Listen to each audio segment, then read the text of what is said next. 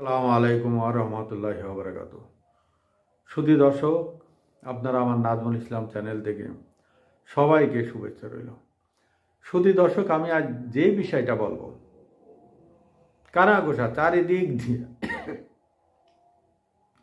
একটা কথা কিন্তু ভেসে আসছে। কথাটা কি জানেন? চারিদিক দিয়ে আমার কান পাতলে শোনা যাচ্ছে যে বিএনপির এখন বর্তমান প্রধান, চেয়ারম্যান বলেন, সভাপতি বলেন, আর যাই বলেন, বিএনপি দলের প্রধান উনি ভারত এবং আমেরিকার সিগন্যাল পেয়ে বাংলাদেশে ঢুকেছেন। ঢুকলেও ঢুকতে পারে। আওয়ামী লীগ নাই। এখন আওয়ামী লীগ যেহেতু নাই, এই দেশগুলো আমেরিকা, ভারত, চায়না, রাশিয়া, এরা বাংলাদেশ নিয়ে খেলতে ভালোবাসে এবং বাংলাদেশের সাথে ছোট পোলাপানের মতন খেলাধুলা করে। বাংলাদেশের শাসন ক্ষমতায় কে আসবে তারা নির্ধারণ করে দেয়। এবং আওয়ামী লীগ পালাইছে, আওয়ামী লীগ ভারতে চলে গেছে।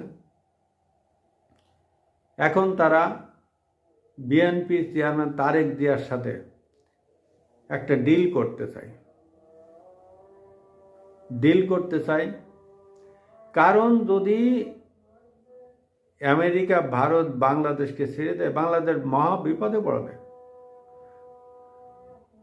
24-5 আগস্টের পরে বিএনপিকে মাঠঘাট, নদী নালা, খাল বিল, ড্রেন, ফুটপাত, মার্কেট এগুলো দিছে।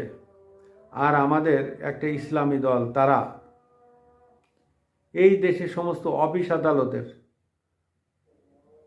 বড় বড় অফিসার র্যাঙ্কে বড় বড় পোস্টগুলোর লোকের সাথে তাদের সম্পর্ক, তারা ম্যাটিকুলাস ডিজাইনে সব কিছু করেছে।